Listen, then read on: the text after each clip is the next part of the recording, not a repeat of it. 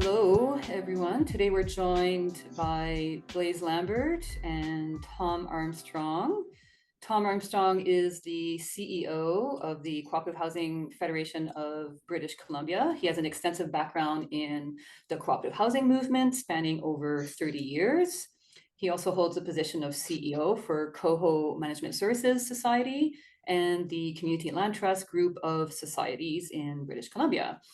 Additionally, he chairs the board of Encasa Financial Inc., which manages an investment fund of over $500 million in assets for the social housing sector in Canada. And Blase has served as a board member of Cooperative Housing International since 2015 and has held the position of treasurer since 2017. He's been involved as a board member of the Confederation of Co-operative Housing in the UK, and he's the UK's representative organization for cooperative housing since 1997 and has been its chief executive officer since 2014. Additionally, he's a board member of the Cooperative Housing Finance Society, a founding member of Community-Led Homes, and treasurer of Leicester Vaughan College, and is also the housing sector rep on the board of the International Cooperative Alliance. Blase is also a qualified trainer with extensive experience providing support and advice to over 100 housing cooperatives and social housing providers in the UK. His areas of expertise include corporate governance, risk management, and financial control. He's the author of several publications, including the Code of Governance for Community-Led Housing and Financing Cooperative and Mutual Housing. So welcome to the two of you, and thank you very much for joining us today. So the theme for this podcast came about as a result of a conversation that I had with a co-op member whose co-op is facing the end of their lease agreement on university land. The lease won't be renewed, so the co-op is having to look at relocating, which is a harsh reality to have to face, but I guess that's the nature of land leases, and that's probably one of the worst case scenarios. Thom and Blase both have extensive experience with housing cooperatives and land leases, so we'll try to cover all the bases between the two of them. So let's start with you, Thom. Can you give us a brief overview of your experience with leases, please? Yes, thanks. It's good to be here. Good to meet you, Blase. And I want to start by acknowledging that our operations are headquartered in Vancouver, British Columbia, and that is the traditional and unceded territories of the Musqueam, Squamish, and Tsleil-Waututh First Nations, and want to acknowledge that we're guests and settlers on this land and engaged in a process of active reconciliation that we hope will lead to a more just and equitable partnership in the future. So our experience with leases, interestingly enough, is at the front end and the back end of leases, and that has meant that it's been both a positive and a negative experience in many ways. So back in the days of the initial series of federal co-op housing programs, co-ops were developed with capital and operating financing from Canada Mortgage and Housing Corporation, and one of the techniques that was developed in order to get capital costs down at the front end was to source municipal land, primarily municipal land, but in some cases crown land and pension fund land, to provide the initial base for co-op development. This is back in the late 70s, early 80s through to the early 90s. And most of those leases in BC, about a third of the co-ops in BC, we have 260 plus housing co-ops, just over 15,500 co-op homes, and about a third of those co-ops were developed on land leased primarily from municipalities, but as I said, from also a combination of crown corporations and pension funds. Most of the leases ran for a 60-year term. Some were as short as 40 years. That being the period extending 5 years beyond the amortization of the financing that was available from CMHC. So now we're in a period where many of those leases are coming to an end. They've either ended or in the next 5 years they will be ended. And the municipalities who own the land underneath those co-ops, which are now mature communities. They've been running resident-controlled co-op communities for the better part of 4 decades, and in some cases more. But municipalities are seized with the housing crisis that has really characterized the BC housing market for the last decade. And they're asking some very challenging questions about what the best use of that land might be going forward. Because most of it was developed under quite low density housing schemes that provided green space and ground oriented housing primarily for families who were moving into the co-ops in the late 70s and early 80s.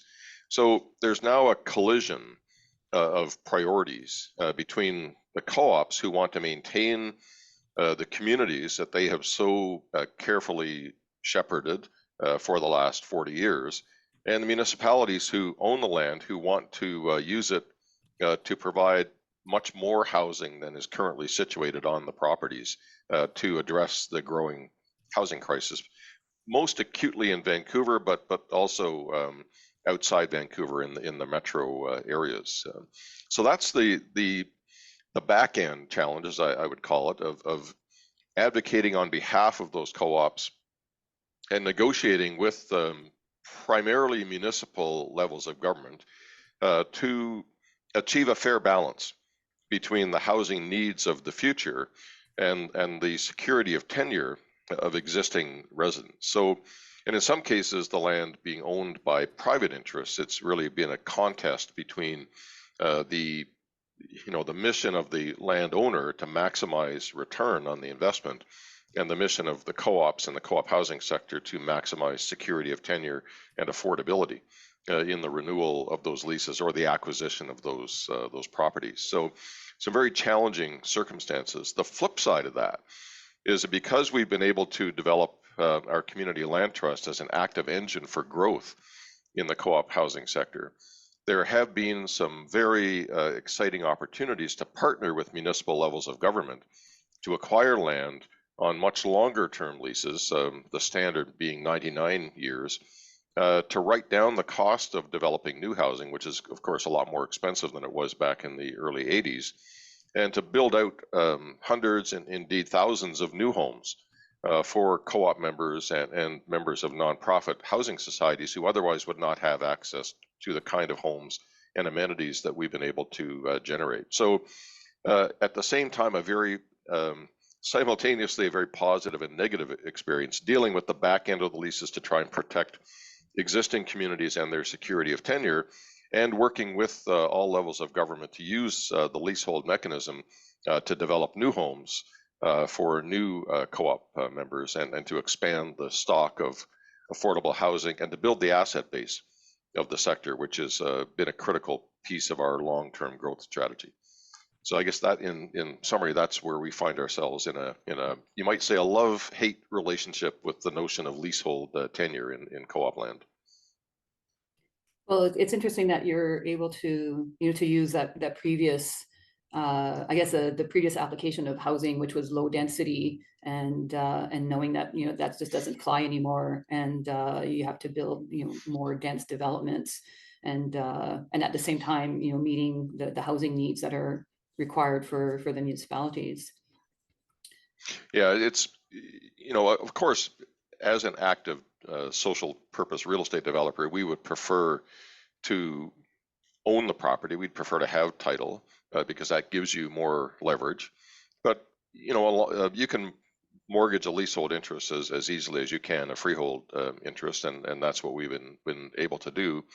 And municipalities simply aren't in the business of giving away land. So the notion of transferring title to the community housing sector is not on the table as far as the municipal priorities stand. So, the leasehold arrangement is a compromise between the municipality's desire to maintain their hold on title and our desire to build more affordable housing for our members in the future. Okay, thanks. Well, we'll get back to some of those points a little bit later in our conversation, but I wanted to swing back to Blase to provide us with an overview of your experience with co-ops on leased land. Thanks very much, Julie, and likewise very pleased to be here today speaking about this topic. I would start off by saying that in the UK, the typical model for cooperative housing is freehold based. So the leasehold model in the UK is more of a niche situation that has come about in a limited number of circumstances for specific reasons. And I'll speak first of all to two examples where leasehold models have been used in the UK. And then I'll make some general points as well relating to leasehold models here. So the first example that I would point to is the Coin Street development on the south bank of the Thames in central London.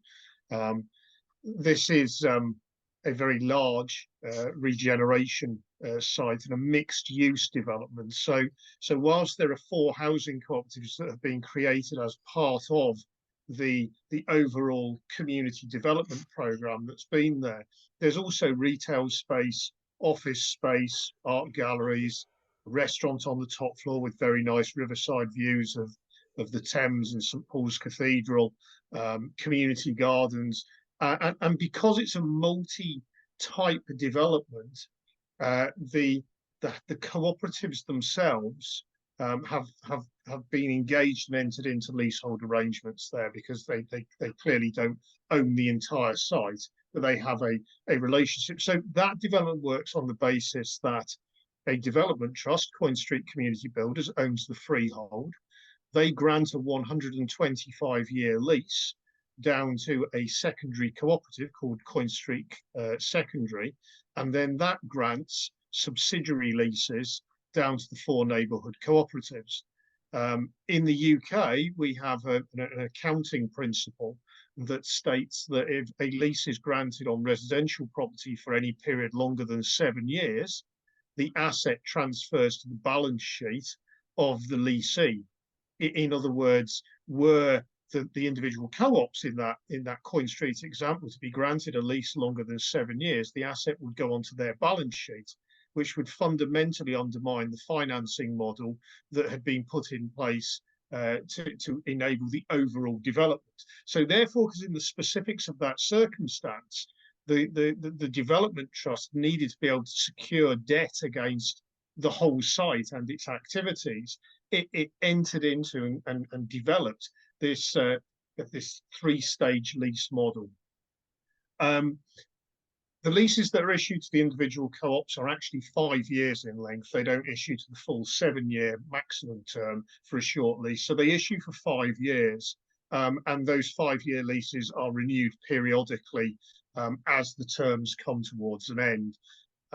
So that's the first major example of a single scheme in the UK that's based on a 2-tier lease model, a long lease and then short lease subleases. The other example that I point to is Redditch Cooperative Homes. Redditch Cooperative Homes is a joint venture between Redditch Borough Council, which is the local authority in that part of the West Midlands near Birmingham, and Green Square Accord Housing Association. And it is Green Square Accord who bring in the development finance and build the schemes. And then, similar to Coin Street, they have entered into a long lease arrangement with a secondary co-op called Redditch Cooperative Homes.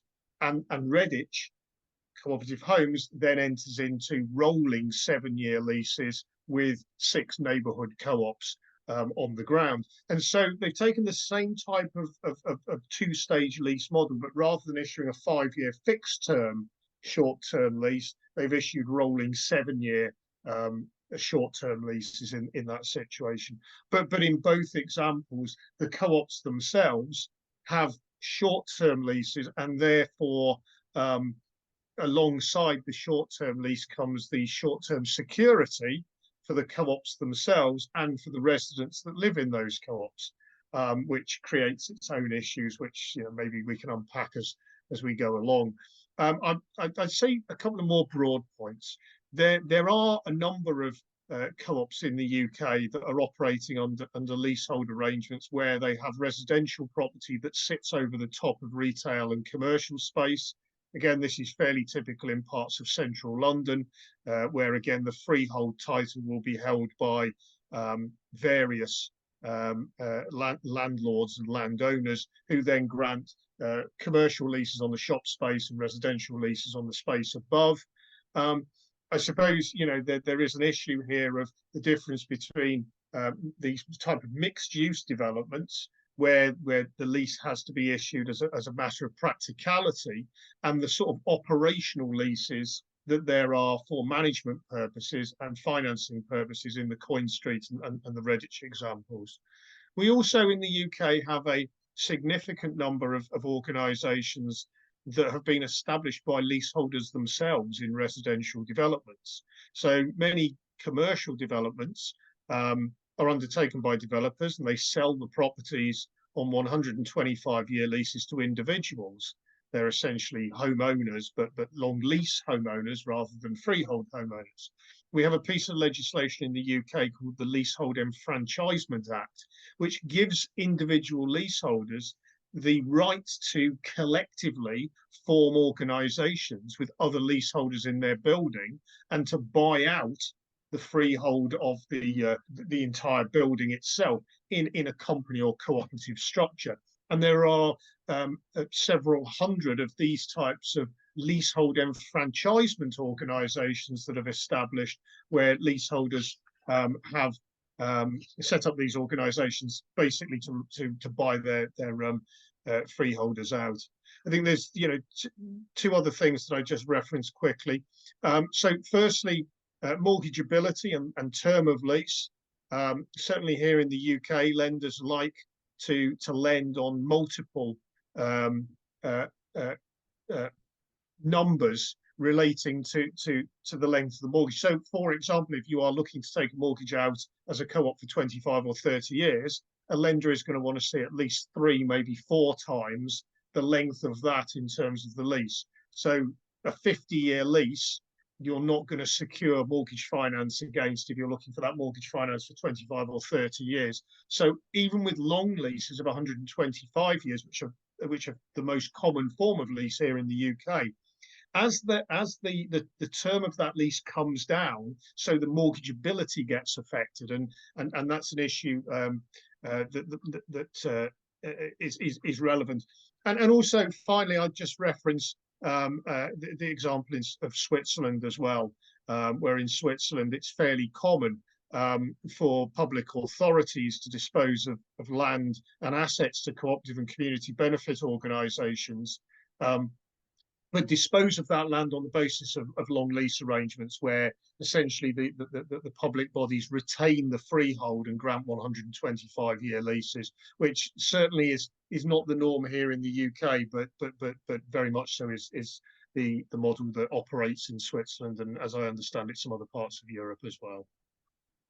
So thank you, Blase. Quite a different model than what Thom described over in British Columbia.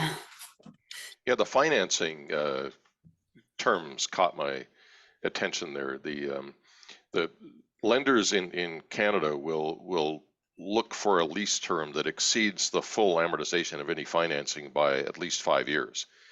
So that's not very restrictive.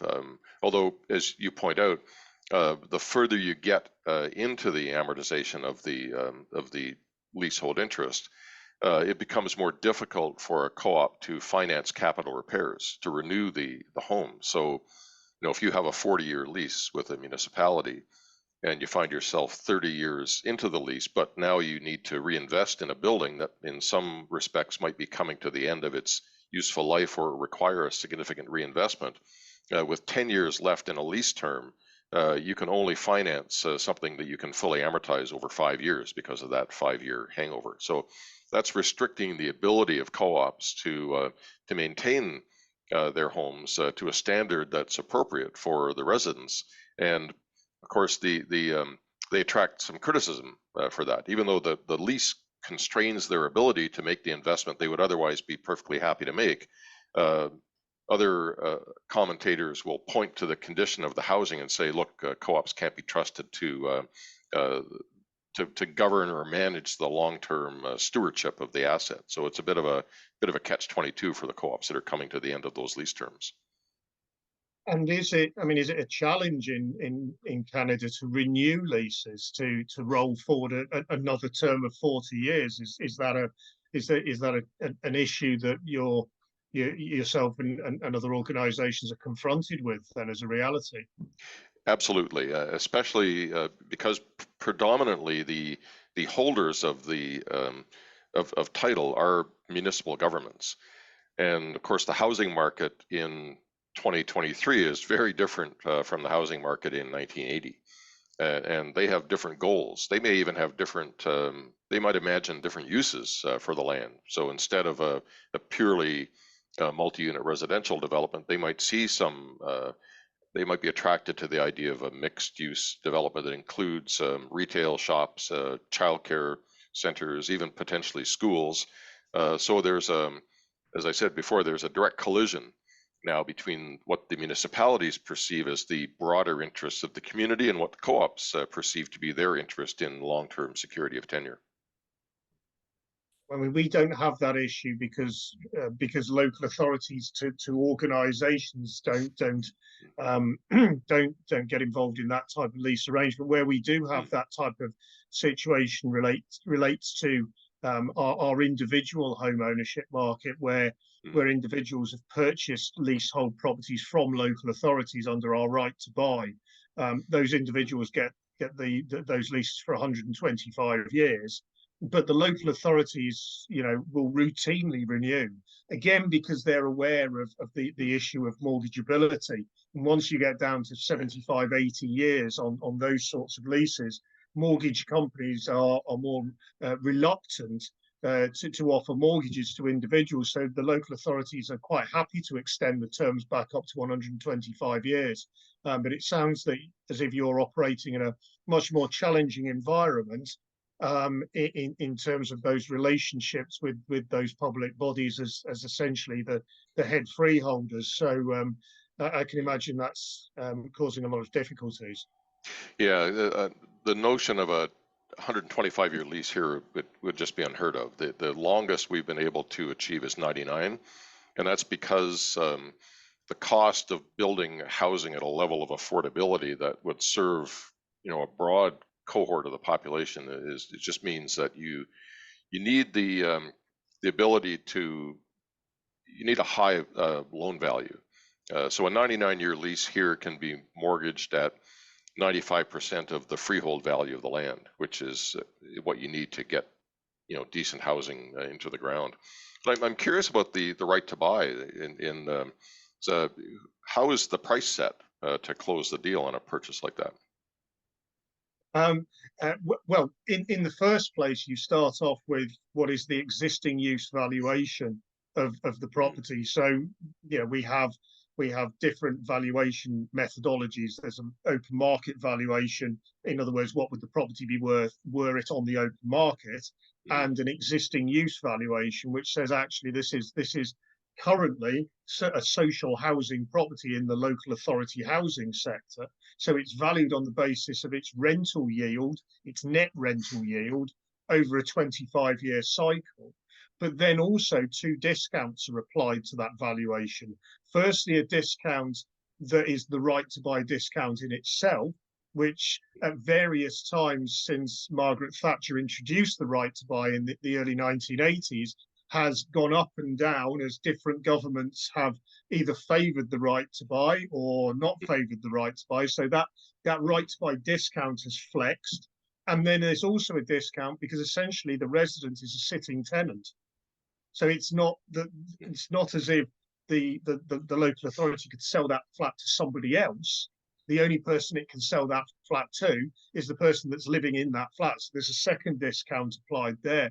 So right to buy properties have been extremely affordable for the sitting tenant purchasing them. Within 3 years, they can then be sold into the open market. So That's all of the value actually is captured and has been captured by the initial purchaser. The right to buy is a policy in the UK that triggers a lot of emotive discussion on all sides of our political spectrum. There are some people that are very supportive of it, and some people that are very opposed to it. But yes, that's how the properties themselves are valued. And then, as I say, beyond that, those leaseholders, because that's essentially what they are, they have the enfranchisement rights in the same way that leaseholders in private sector developed blocks of properties and blocks of flats have. So again, those leaseholders in theory could enfranchise their leases and buy the local authority out then as the freeholder of the building. So that leasehold enfranchisement applies in that public setting as well as in the private sector setting as well.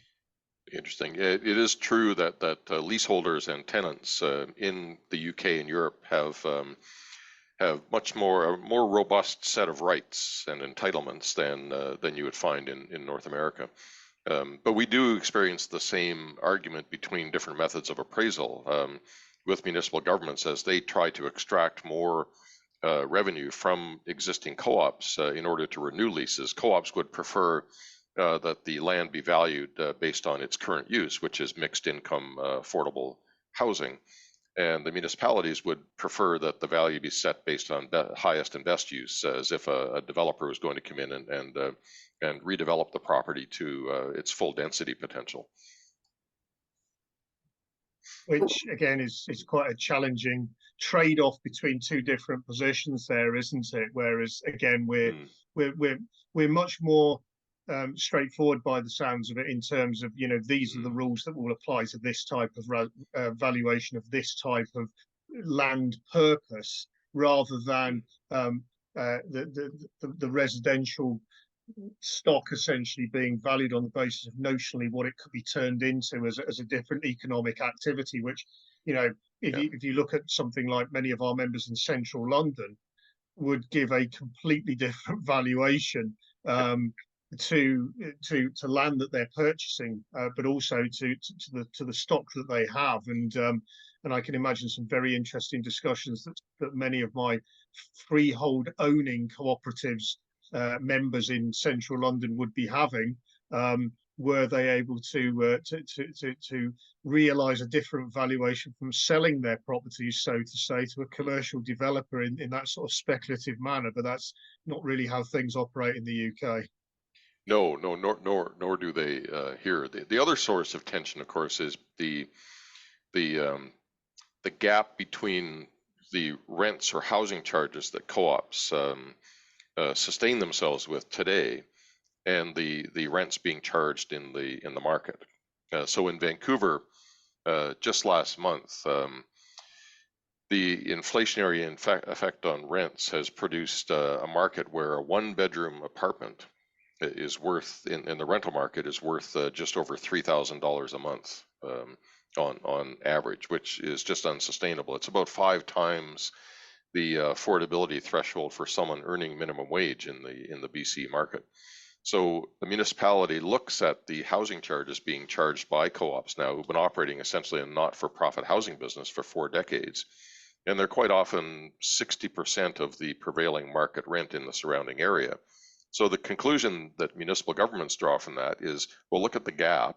That's revenue potential that can be applied to the price we charge for a new term on the lease. And the co-ops are saying, well, but we've spent the last 4 decades running a non-profit housing business. Our rents are actually geared to the incomes of our members.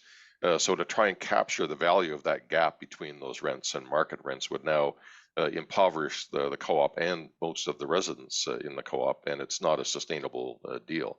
So it's a discussion still raging. We have a renewal framework with the City of Vancouver for about 50 co-op leases. Negotiating the business deal that gets now attached to that renewal framework is occupying more of our time than makes me comfortable. I mean, again, it sounds as if you're operating in a very challenging narrative space. I mean, again, if I give you the example of many of our members in central London, their rents will be maybe 20% of the prevailing market rent. And indeed, we're now seeing a lot of market rental property in London disappearing out of the market as it's either taken into what's referred here as buy to hold, where people seeking a safe place to store their wealth in certain certain global cities, London included, are not actually, purchasing property for rental yield. They're purchasing them to sit on and see the capital uplift over time. But also the ultra short term let market, the overnight market, I shan't name any companies here, but the platforms that everybody is aware of, where 1 night and 2 night residential property is now essentially being let as bed and breakfast or hotels almost, again, is stripping a lot of property out of the private sector, which is pushing those private sector rents even further up. And yet people in the UK will look at the co-ops, but also the local authorities and the housing associations whose rents are significantly below market, and the co-ops will be the furthest below market generally, as being a good thing, rather than something that is an opportunity to price up what the co-ops essentially are paying for holding and occupying that land.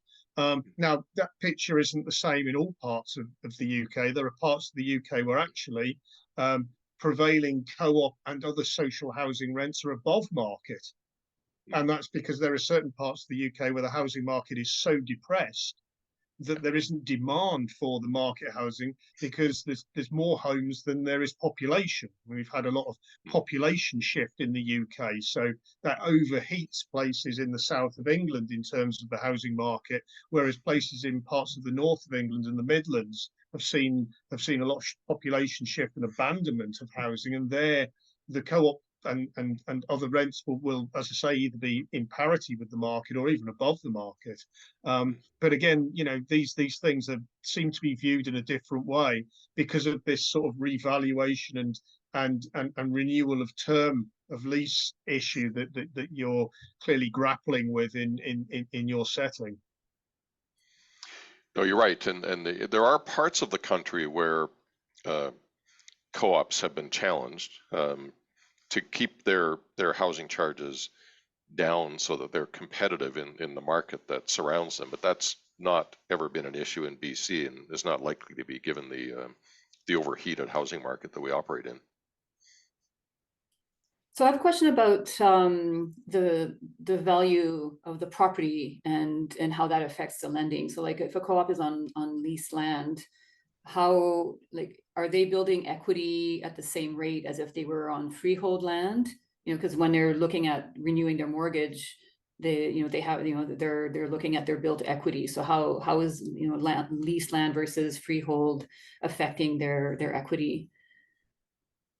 So we own and lease property. And of course, the big difference is on a leasehold interest, you're not building equity at all. You're just watching the value of the leasehold interest evaporate on your balance sheet.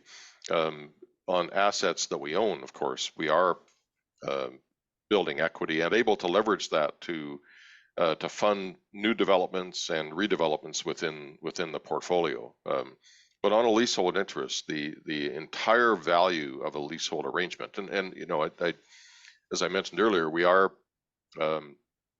able to use leasehold arrangements with municipalities now to build new homes that would otherwise be unattainable. But that's, you crystallize the value at the front end by borrowing against that leasehold interest. But as the lease runs its course, at the end of the day, you're obliged to return the land and the improvements on the land to the owner. So you realize no equity at all, except maybe the political equity that comes with having provided homes to people in a housing market that is not well served by the private development industry, because it simply doesn't return enough profit to their balance sheets. And the situation for us here in the UK again is different, because where our co-ops are operating on lease arrangements, they're operating on these short-term operational leases. So none of the value is accruing to them, because the asset is sitting on the balance sheet of the leaseor rather than the leasee. Whereas our co-op, the majority of our co-ops being freehold owners, they are accruing all of the uplift in value of the real estate that they own. We have two separate valuation models that are used by our freehold owning co-ops. There is what's called valuation at cost, where essentially the properties are valued on the basis of what do they cost to develop it in the first place, or valuation by rolling revaluation. In other words, what are they worth now as an existing use valuation? But in both situations, were the co-op to look to update its assessment of value, all of that uplift is staying with the co-op. But certainly, as I say, in the lease example that we have here in the UK, the uplift is all being benefited elsewhere. Yeah, that's a very similar situation here for freehold co-ops. The problem, or I guess the challenge that faces I know our topic today is leaseholdings, but I can't resist engaging Blase for a bit on the freehold issue. The problem is leveraging that value or that equity into new housing when the time comes. We have in Canada pretty much the most disaggregated real estate asset base you could possibly imagine in the co-op housing sector. The average co-op in BC is almost 60 homes. Much bigger in central Canada, but 60 homes is wonderful for the kind of close-knit, diverse, supportive community that co-ops are rightly famous for in Canada.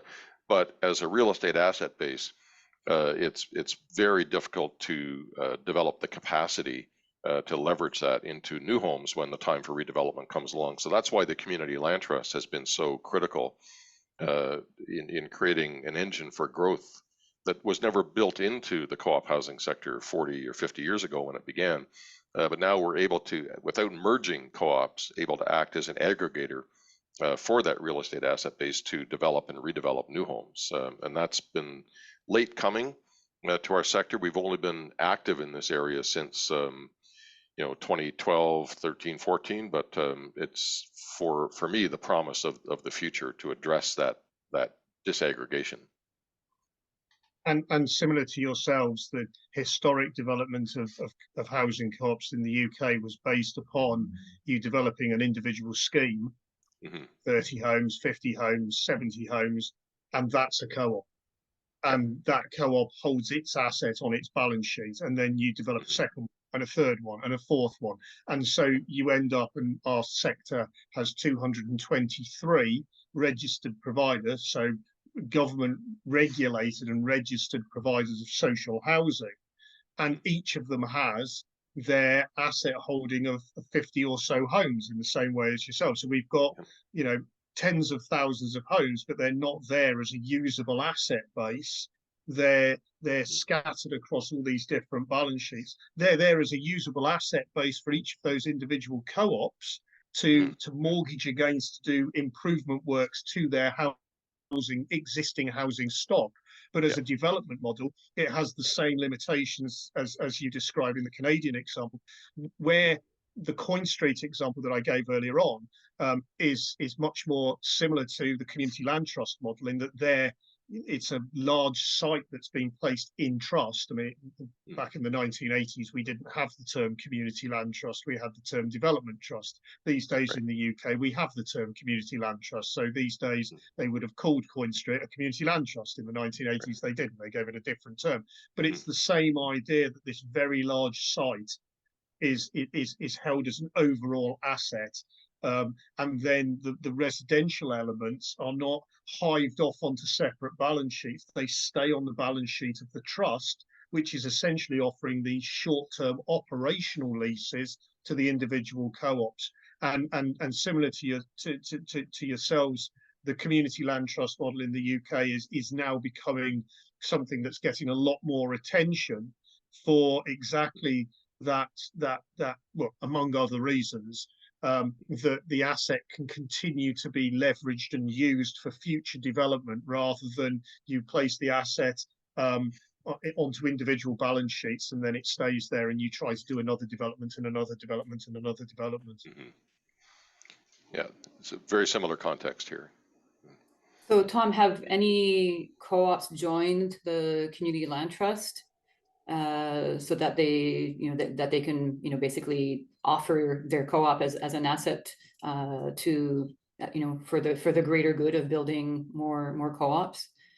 They have, not for the noble purpose that you just described, but primarily as a means of addressing some difficulties that they may have found themselves in. So a co-op that's fallen into mortgage arrears with Canada Mortgage and Housing Corporation, or has difficulty funding its capital reserves or attracting new members, will find it attractive to move the asset into the land trust and then ask the community land trust to assume the debt and the responsibility for managing the asset and shepherding through a program of capital repairs.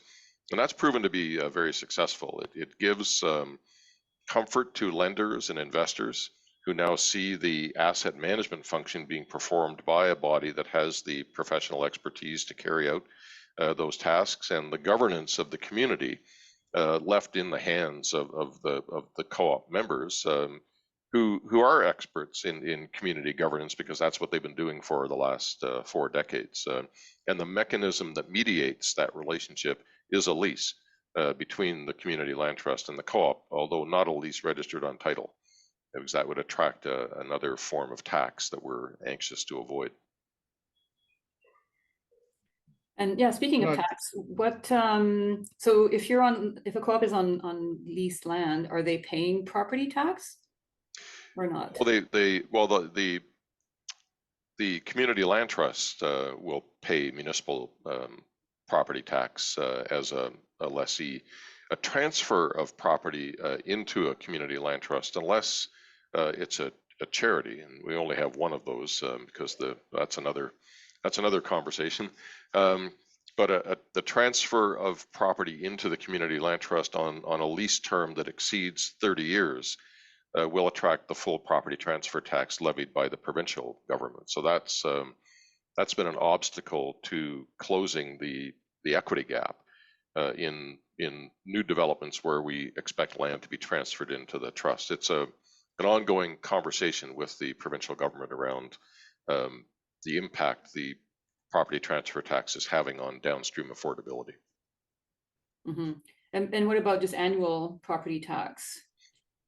If you're on leased land, or are you paying the annual property tax, like outside Yes. of the CLT, outside of the CLT model? Yeah. Yeah. Okay.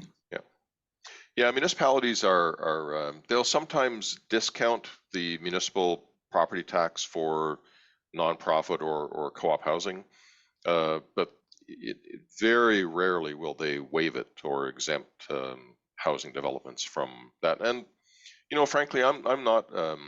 I've never been a big fan of advocating for total property tax exemptions, because it creates a funny dynamic in the relationship between co-ops and municipalities. I mean, we are using municipal services to the same extent as other private sector residential developments. I think it's fair where there's capacity, where it doesn't impact affordability, for co-ops to kind of pay their fair share of what it takes to maintain a municipal service base.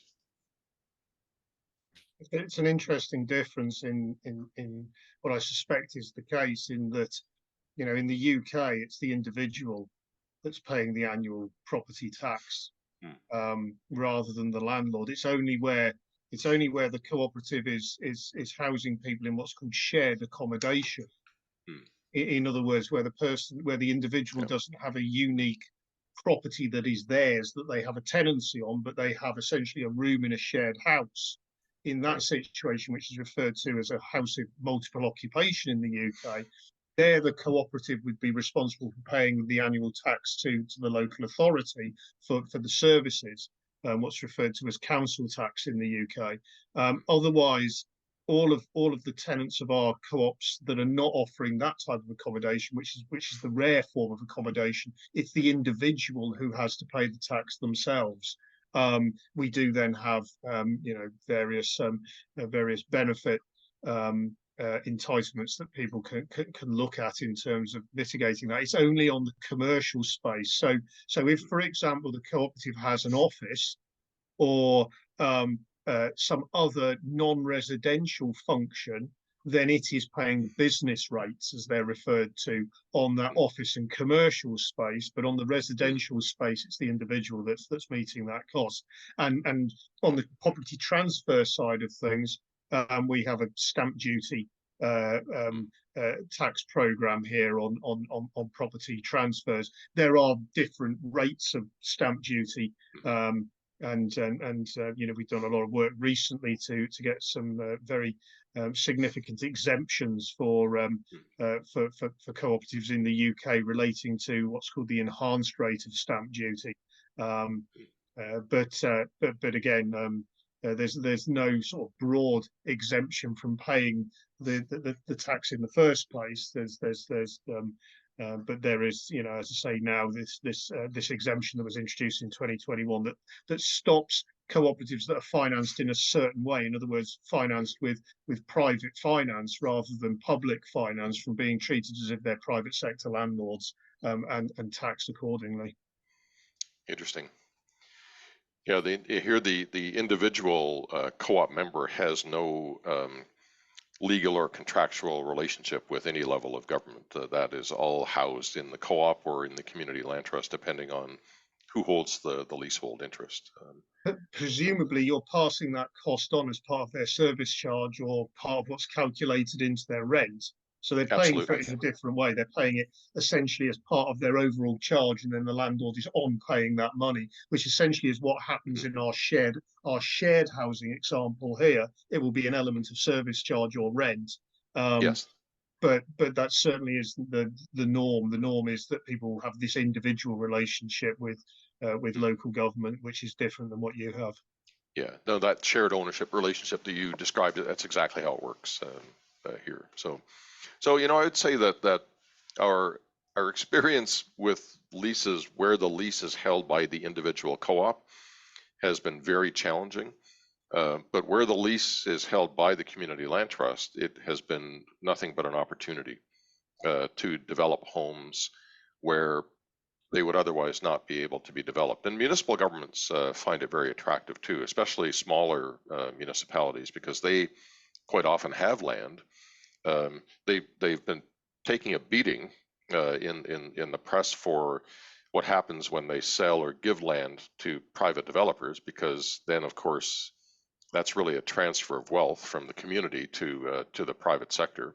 So instead of using community assets to build community wealth, they really pad the balance sheet of private sector developers. But when they can hold on to the land, enter into a long-term leasehold arrangement with the community land trust, and then see housing developed on that property that can tap into financing programs available either from provincial governments or the federal government, then there's a win-win for municipalities who want to defend how they've deployed public assets and how they've allowed community wealth to grow, and the development capacity that now exists in the community housing sector, and the comfort level that investors and government agencies have in putting money into housing developments that they know won't be enriching individuals, but will be providing a long-term affordability in a community setting over a very long period of time. So it's as I said earlier, it's a very funny relationship we have with the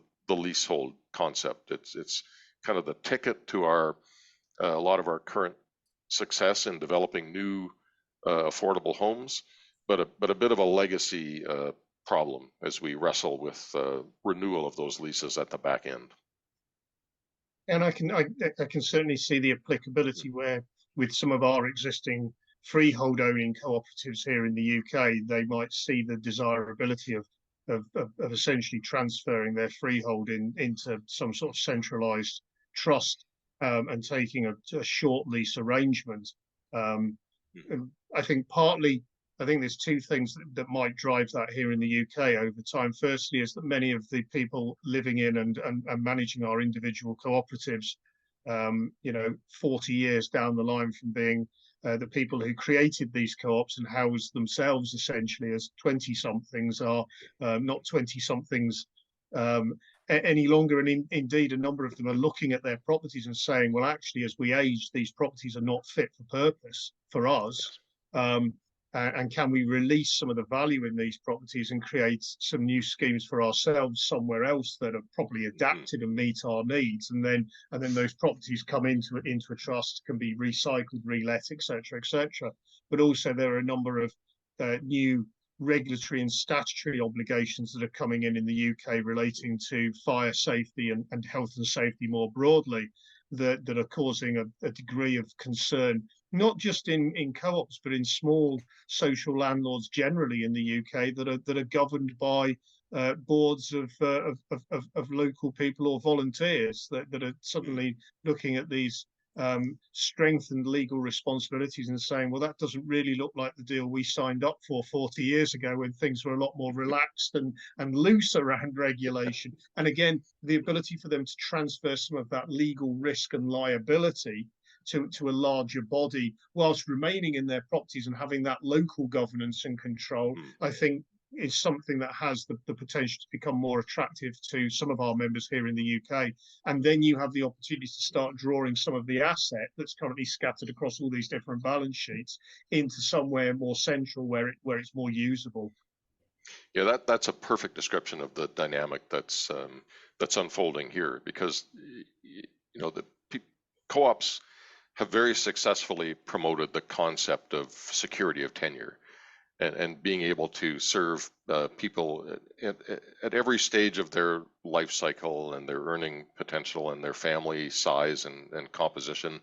The challenge, of course, being that people's needs change quite dramatically over time, and the built form is extremely static, as we know. So a lot of those co-ops that were built to look like homes that people would own in the early 80s, with lots of stairs and a driveway and in some case a front lawn, and young families moved into them. Well, on your second hip replacement, those stairs aren't so much fun anymore, and family sizes have gotten smaller.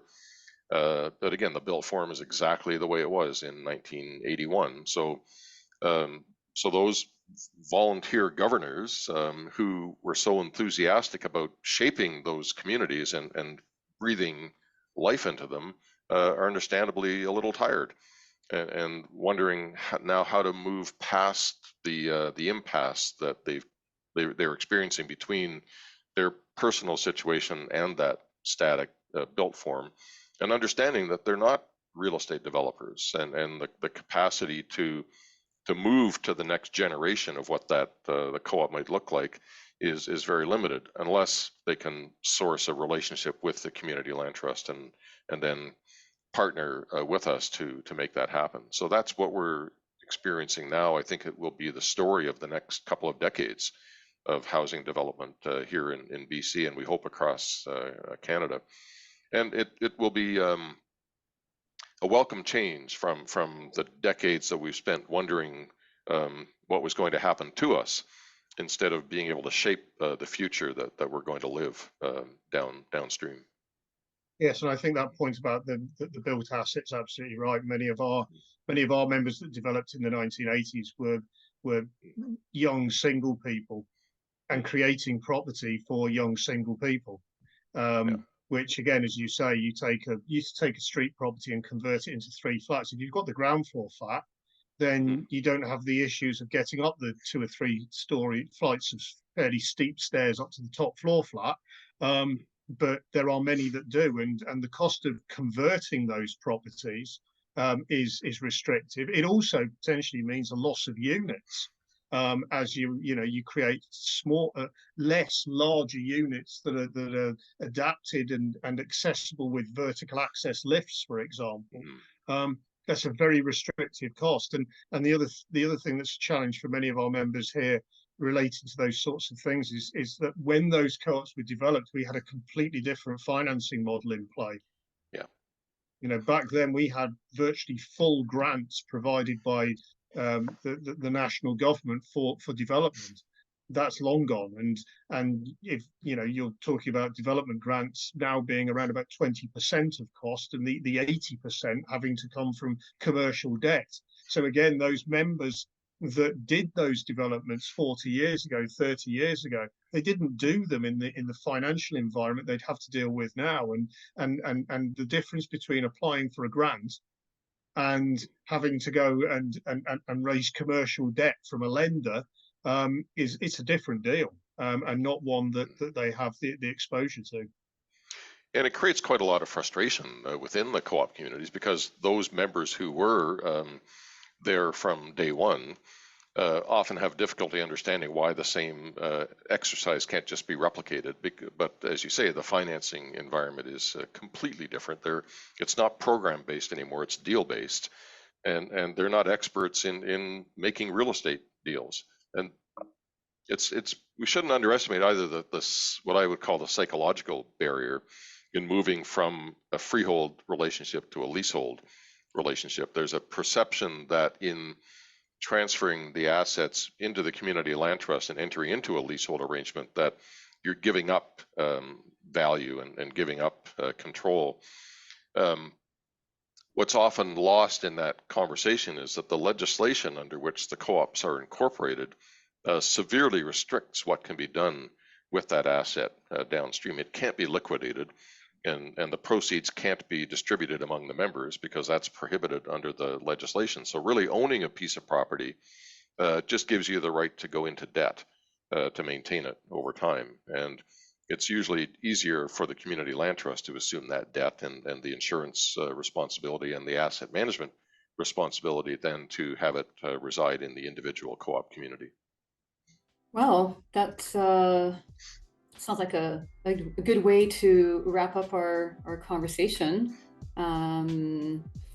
There's a lot to unpack, and I think we've done a pretty good job of touching on most of the pros and the cons of land leases, and it sounds like well, I mean, it definitely is a benefit to have, you know, this emerging community land trust model as a solution to you know, the reality of facing land lease renewals and mortgage renewals and capital upgrades and aging in place.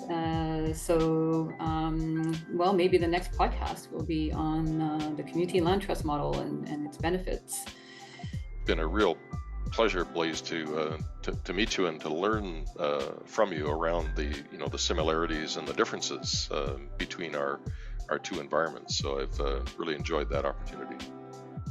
And likewise, you know, great to meet yourself. And I always enjoy learning from what works and what people are pulling with in other parts of the movement internationally. I mean, it's one of the things that I personally feel I've benefited from a lot from being involved in cooperative housing international is that learning from what other people do in other countries, which, you know, when you're operating in your own environment, the ability to be aware of what is going on in other countries it's not your day to day. It's not what you're doing day to day as you do your job and you work in the realities that you're working in. So again, I always enjoy, you know, learning what's going on in other countries and what people are doing that's effective and works. And, you know, we mentioned earlier on the trip that my former head of policy, Nick Bliss, had undertaken. And again, he came back, you know, having learned a lot of new things from what you're doing there in applying the community land trust model in Canada. And it's always good to discover new ways of doing things, so to say.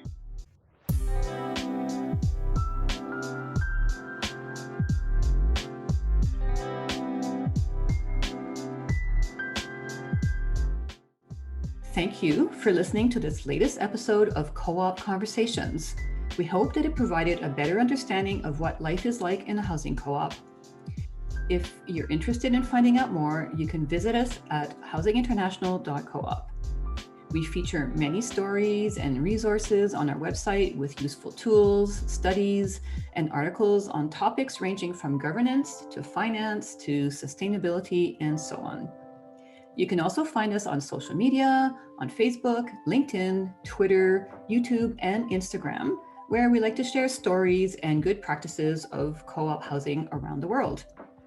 If you want to find a housing co-op in your region, I suggest that you do an online search for co-op housing along with the name of your city, and hopefully something will come up. I would like to thank all of our guests for sharing their stories with us. Thanks for listening.